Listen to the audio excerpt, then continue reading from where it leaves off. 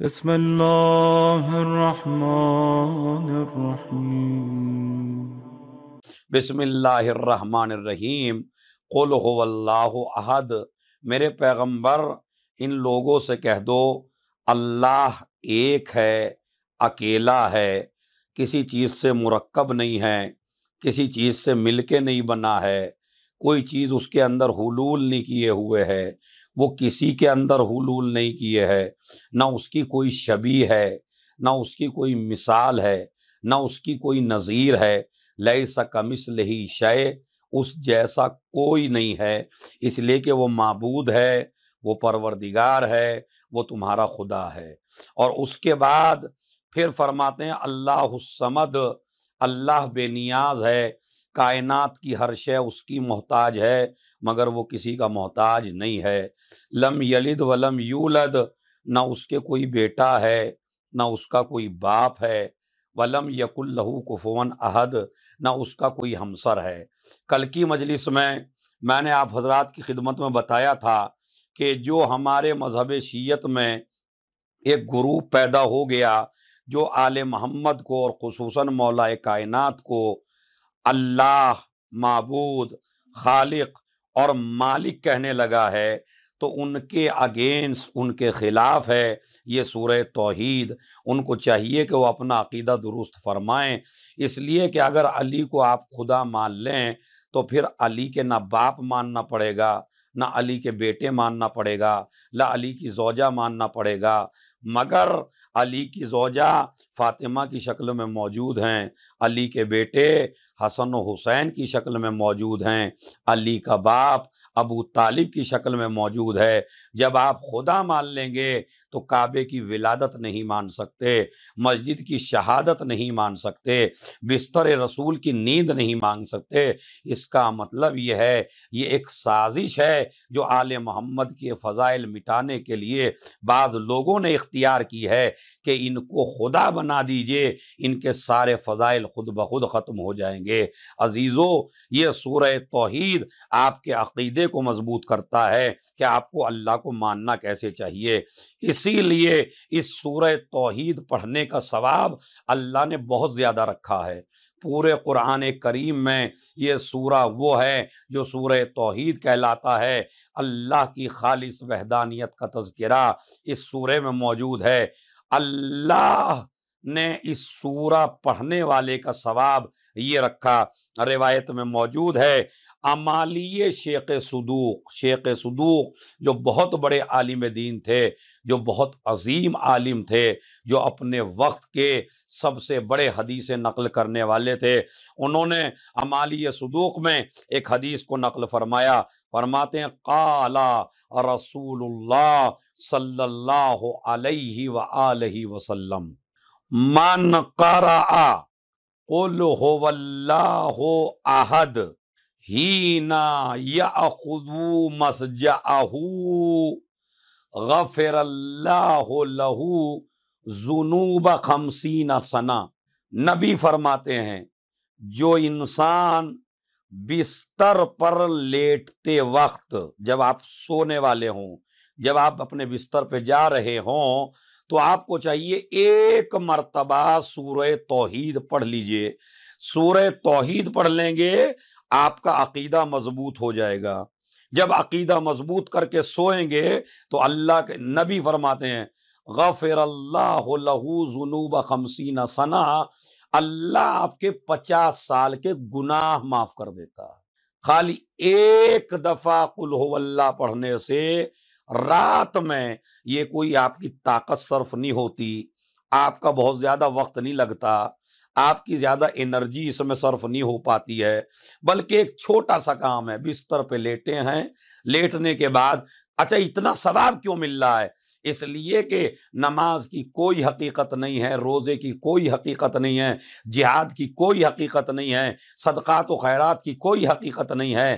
دنیا میں جتنے بھی نماز، روزہ، حج و زکوٰۃ ہیں، یہ سارے تب قبول ہیں جب آپ کا عقیدہ توحید مضبوط ہو جائے۔ اگر عقیدہ توحید ہی مضبوط نہیں ہے تو کائنات کی کوئی عبادت قابل قبول ہونے والی نہیں ہے۔ اور اس سورے کی خاصیت یہ ہے، یہ سب سے پہلے انسان کا عقیدہ توحید مضبوط کرتا ہے۔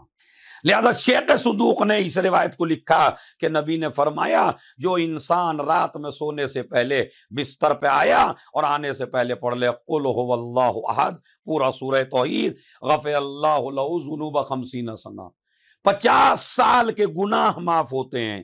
میں نے وجہ بتا دی کہ کیوں ہو جاتے ہیں، اس لیے کہ پورا دین ٹکا ہوا ہے لا الہ الا اللہ کے اوپر، اور لا الہ الا اللہ کیسے کہنا ہے یہ موقوف ہے قل هو اللہ کے اوپر۔ لہذا سورہ توحید بڑے اہتمام سے پڑھیے، بڑی عزت کے ساتھ، بڑے آبرو کے ساتھ، بڑے سکون کے ساتھ، بڑے وقار کے ساتھ اس سورے کا آپ کو احترام کرنا ہے اور اس سورے کو آپ کو پڑھنا ہے۔ 50 سال کے گناہ، دیکھیے ایک سلام اور ہے جہاں یہ ہے کہ غفر اللہ لہ ذنوب 50 سنہ، 50 سال کے گناہ آدمی کے معاف ہوتے ہیں۔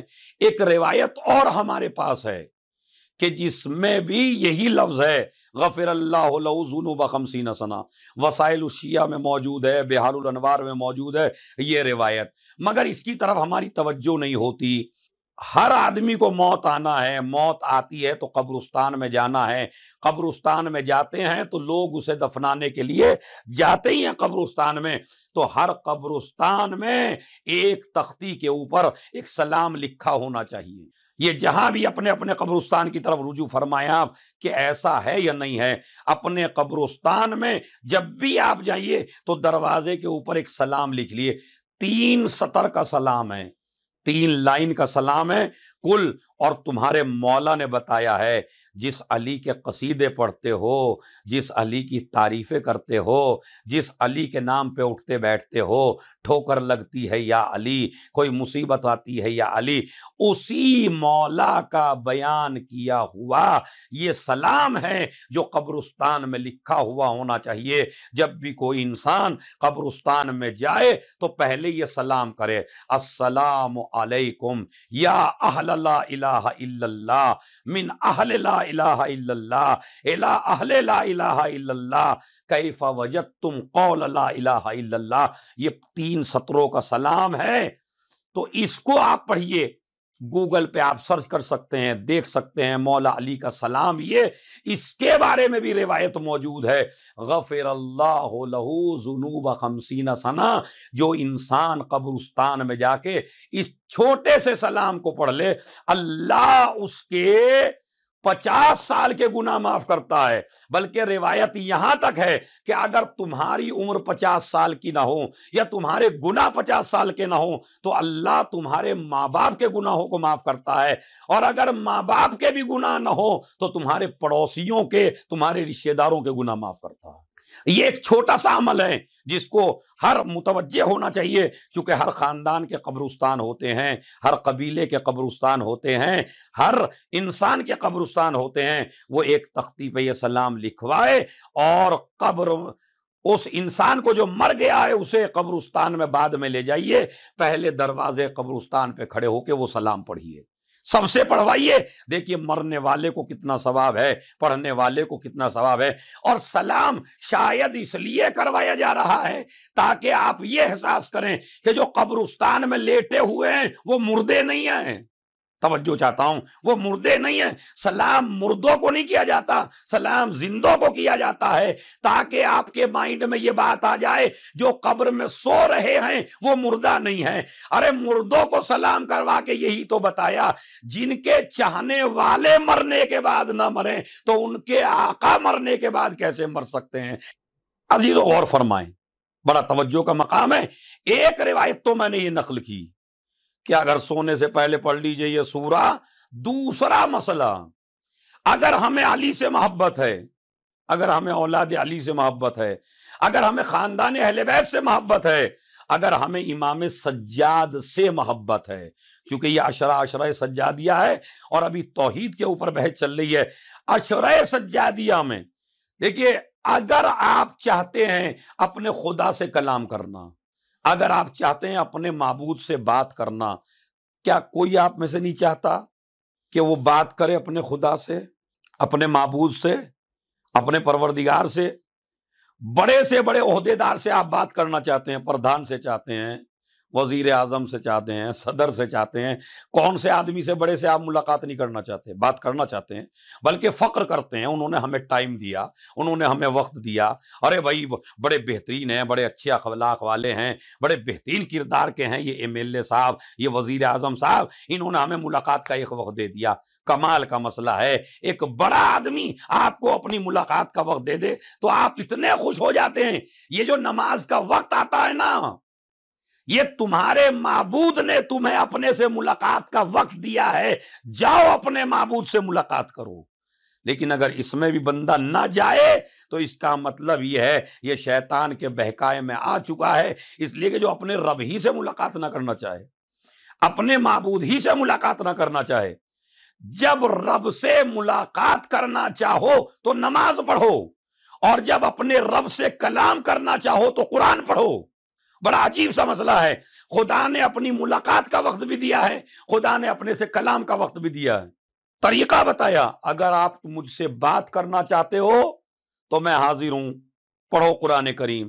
یہ قرآن کریم قرآن نہیں ہے، یہ اللہ کا کلام ہے۔ مطلب کیا ہے؟ جب آپ قرآن پڑھتے ہیں تو گویا کہ آپ اللہ سے گفتگو کرتے ہیں، جب آپ نماز پڑھتے ہیں تو گویا کہ آپ اللہ سے ملاقات کرتے ہیں۔ تو کلام کرنا ہو تو قرآن پڑھیے، اور ملاقات کرنا ہو تو نماز پڑھیے۔ اسی لیے امام زین العابدین علیہ الصلاۃ والسلام کی زندگی کا یہ دستور تھا کہ امام اتنے بہترین لہجے میں قرآن کریم کی تلاوت فرمایا کرتے تھے کہ ارد گرد کے لوگ اکٹھا ہو جاتے تھے کہ سجاد قرآن پڑھ رہے ہیں، امام سجاد قرآن کی تلاوت کر رہے ہیں۔ اتنی بہترین قرات تھی، اتنا بہترین انداز تھا، چرند پرند اکٹھے ہو کے آ جاتے تھے۔ لوگ کہتے ہیں یہ کیسے ممکن ہے کہ ایک آدمی قرآن پڑھے؟ ارے بھائی، اگر داؤد زبور کی تلاوت کر کے پوری کائنات کو ایک جگہ اکٹھا کر سکتے ہیں تو جو داؤد کا بھی وارث ہو وہ اگر قرآن پڑھے گا تو لوگ نہیں آئیں گے؟ کھچ کھچ کے لوگ آ جاتے تھے، اس لیے کہ امام سجاد کو بہت زیادہ پسند تھا اللہ سے کلام کرنا۔ اور اللہ سے کلام کیسے ہوگا؟ قرآن کریم کے ذریعے۔ اسی قرآن سے علی کو بڑا پیار تھا، اسی قرآن سے حسن کو بہت زیادہ پیار تھا، اسی قرآن سے حسین کو بہت زیادہ پیار تھا۔ اور اگر پیار نہ ہوتا قرآن سے تو نوکے نیزہ سے حسین ابن علی کوئی بھی جملہ کہہ سکتے تھے، قرآن کی تلاوت نہ کرتے۔ قرآن پڑھ کے بتایا ہمارے سر و تن میں جدائی ہے، مگر قرآن سے اب بھی جدائی نہیں ہے۔ ہم کلام پاک پڑھ رہے ہیں، یہ محبت ہے حسین کی قرآن سے۔ تمہاری شہزادی کونین حضرت فاطمہ زہرا سلام اللہ علیہا، ان کا ارشاد گرامی ہے، حببا الی من دنیاکم ثلاثن، شہزادی فرما رہی ہیں جناب زہرا، تین چیزیں تمہاری اس دنیا میں مجھے بڑی پسند ہیں۔ توجہ چاہتا ہوں، بڑا عجیب، مجھے تمہاری اس دنیا میں سے تین چیزیں بہت زیادہ پسند ہے۔ پہلی چیز النظر الی وجہ رسول اللہ، مجھے رسول کا چہرہ دیکھنا بہت پسند ہے۔ میں اپنے باپ کو بڑی غور سے دیکھتی ہوں، میں اپنے باپ کو بڑی عزت سے دیکھتی ہوں، میں چاہتی ہوں کہ اپنے باپ کو دیکھتی رہوں۔ ایک چیز مجھے یہ پسند ہے، والانفاق فی سبیل اللہ۔ دوسرا مسئلہ جو تمہاری دنیا سے مجھے پسند ہے، اللہ کی راہ میں خرچ کرنا، مال اکٹھا کرنا نہ مجھے پسند ہے نہ علی کو پسند ہے، مہمان کو واپس لوٹانا نہ مجھے پسند ہے نہ علی کو پسند ہے، کسی غریب کی مدد نہ کرنا نہ مجھے پسند ہے نہ علی کو پسند ہے۔ میں چاہتی ہوں والانفاق فی سبیل اللہ، راہ خدا میں سب سے زیادہ خرچ کرنا مجھے بہت زیادہ پسند ہے۔ خدا کی قسم اگر کوئی اور بیگم ہوتی، ادھر علی ابن ابی طالب نے جنگ خیبر فتح کی، مسلمانوں کے ہاتھ بہت زیادہ زر و جواہرات اور سونا آیا، اور اتنا سونا آیا، اتنا سونا آیا، سونا چاندی، کہ خود صحابہ تعجب کر رہے تھے کہ اتنا خزانہ ہمارے پاس آ گیا۔ ادھر زہرا کو پتا چلا علی نے خیبر فتح کر لیا ہے اور مسلمانوں کو کافی سونا ملا ہے اور علی کی تلوار کی بدولت خیبر فتح ہوا ہے، تو میری شہزادی نے ایک لسٹ تیار کر لی کہ جب میرے گھر سونا آئے گا تو فلاں غریب کو اتنا دوں گی، فلاں مسکین کو اتنا دوں گی، فلاں بیوہ کو اتنا دوں گی، اپنے لیے کچھ نہیں ہے، بچوں کے لیے کچھ نہیں ہے۔ ادھر میرا مولا آیا، شہزادی نے پہلا سوال کیا، علی ابن ابی طالب ابو الحسن بتائیے، مسلمانوں کو کافی سونا ملا ہے، آپ کو تو اور زیادہ ملا ہوگا چونکہ آپ کی وجہ سے خیبر فتح ہوا ہے۔ تو ایک مرتبہ میرے مولا نے کہا نہیں زہرا، میں تو کچھ بھی لے کے نہیں آیا، میرا تو ہاتھ خالی ہے۔ کہا کہاں دے آئے؟ کہا میں تو غریبوں کو دے آیا، مسکینوں کو دے آیا، اسیروں کو دے آیا، بیواؤں کو دے آیا، جن کے پاس کچھ نہیں تھا ان کو دے آیا۔ کہا میں بھی کوئی گھر کے لیے نہیں مانگ رہی تھی، میں بھی ان مسکینوں کے لیے مانگ رہی تھی۔ بعض روایات میں ہے اب جو علی نے وہ لسٹ دیکھی تو جناب زہرا سے فرمایا جن جن کا نام آپ نے لکھا تھا میں انہی کو دے کے آیا ہوں، جن جن کے نام آپ نے لکھے تھے میں انہی لوگوں کو دے کے آیا ہوں۔ اما علم ہو تو ایسا ہو جیسا زہرا اور علی کا، تقوی ہو تو ایسا ہو جیسے زہرا اور علی کا، دین ہو تو ایسا ہو جیسے زہرا اور علی کا، مزاج ہو تو ایسا ہو جیسے زہرا اور علی کا۔ جب مزاج آپس میں اتنا زیادہ مل جائے تو نہ کائن جبھی جھگڑا ہونے والا ہے، نہ کبھی لڑائی ہونے والی ہے، نہ کبھی اختلاف ہونے والا ہے۔ یہ ہے زہرا جو فرما رہی ہیں وَلِإِنفَاقُ فِي سَبِيلِ اللَّهِ، مجھے راہ خدا میں خرچ کرنا بہت زیادہ پسند ہے۔ راتوں کو اگر علی جاتے تھے مال تقسیم کرنے کے لیے تو یہ خالی اس علی کا کردار نہیں ہے بلکہ تمہارے اس چوتھے امام کا جس کی آج شہادت کی شب ہے، اس امام کا بھی دستور یہ تھا کہ رات میں اپنی پشت پر بوریاں لاد کے لے جاتے تھے، دروازے کھٹکھٹاتے تھے، حاجت مند جو ہوتے تھے، مستحق جو ہوتے تھے وہ آرام کرتے رہتے تھے، مدینے والے سوتے رہتے تھے، مگر میرا امام جاتا تھا، دروازہ کھلواتا تھا، کپڑا سامنے کر لیتا تھا تاکہ کوئی پہچان نہ سکے یہ مدد کرنے والا کون سا آیا ہے۔ عزیزو، ہر گھر میں غذا پہنچانا امام سجاد کا کام تھا، ہر گھر میں گوشت پہنچانا، روٹیاں پہنچانا، کھانا پہنچانا، یتیموں کو کھلانا امام سجاد کا کام تھا، مگر چہرہ چھپا لیتے تھے، زندگی میں کسی کو نہیں پتا تھا کہ یہ کون ہماری مدد کرنے والا ہے۔ جب جناب سجاد کی شہادت ہو گئی تو لوگوں کو پتا چلا یہ کوئی اور نہیں تھا، یہ تو امام سجاد تھے جو ہر گھر کی مدد کر رہے تھے، جو یتیموں کی مدد کر رہے تھے، جو مسکینوں کی مدد کر رہے تھے۔ باقاعدہ روایت میں موجود ہے کہ چھپ کر صدقہ دینا اگر کسی کو سیکھنا ہے تو سجاد سے سیکھو۔ ہزاروں ہیں جو باقاعدہ ویڈیو بنواتے ہیں، ہزاروں ہیں جو باقاعدہ فوٹو کھنچواتے ہیں، غریبوں کو دیا ہمارا فوٹو کھینچ لیجئے، ہوتا یا نہیں ہوتا؟ آج کے زمانے میں ہو رہا ہے۔ ہم امام سجاد کے دین پہ نہیں ہیں، ہم امام سجاد کی سیرت پہ نہیں ہیں، تھوڑا سا مدد کرنے جاتا ہے کوئی بڑا آدمی، بنائیے ویڈیو، کھینچیے ویڈیو، فوٹو بنائیے، دیتے ہوئے دکھاتے ہیں۔ اب آپ یہ بتائیے، ذلیل تو آپ نے اسے دے کے اتنا کر دیا کہ ویڈیو پوری دنیا میں پھیلا دی، ہم نے اس کو اتنا دیا۔ امام سجاد کا دستور یہ ہے خبردار اگر کسی غریب کو دو تو اپنا چہرہ بھی نہ دکھاؤ، وہ پہچان نہ سکے۔ کیوں چہرہ دکھانے کی وجہ؟ اس لیے کہ آدمی جب کسی کا چہرہ دیکھتا ہے جو دینے والا ہے تو وہ چہرے پر شرم کے آثار آ جاتے ہیں، اور جب بھی اسے دیکھتا ہے شرماتا ہے۔ امام نے کہا مدد کرو تو چھپ کے، اس لیے کہ وہ صدقہ جو چھپ کر دیا جائے وہ اللہ کے غضب کو کم کر دیتا ہے، تطفی غضب الرب، پروردگار کے غضب کو ٹھنڈا کر دیتا ہے، ختم کر دیتا ہے، غضب نہیں رہتا اگر آپ چھپ کے صدقہ دیں۔ یہ دستور پتہ نہیں کہاں سے آ گیا، کون سا آ گیا۔ تھوڑا سا دیجئے، نشر بہت زیادہ کیجئے، تھوڑا سا دیجئے اور نشر کیجئے۔ نشر نہیں کرنا۔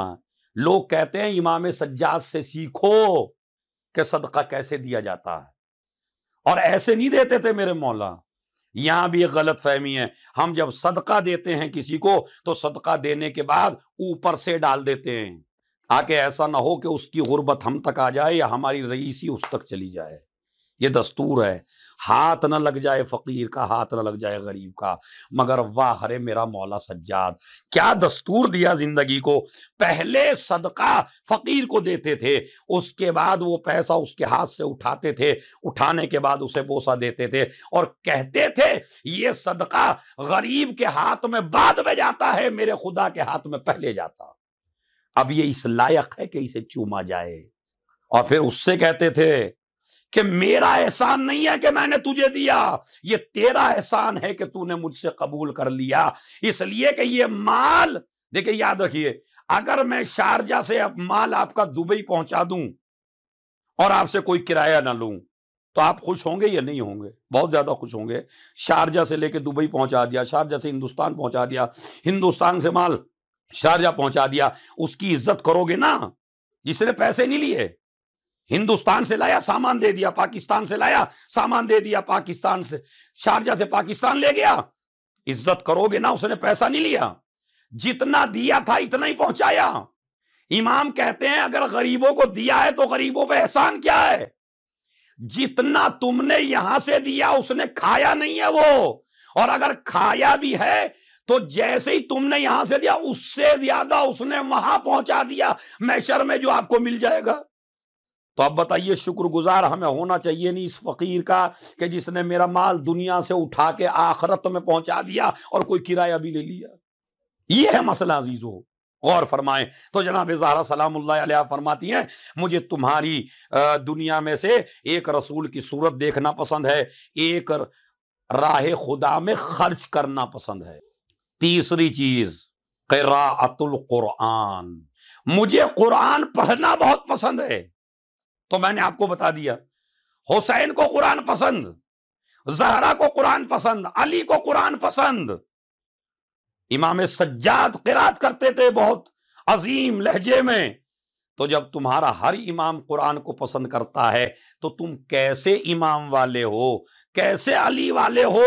اولاد کو میں یہ نہیں کہتا کہ آپ انگریزی نہ پڑھائیے، آپ ڈاکٹر نہ بنائیے، آپ انجینئر نہ بنائیے، سب کچھ بنائیے مگر پہلے قرآن پڑھائیے۔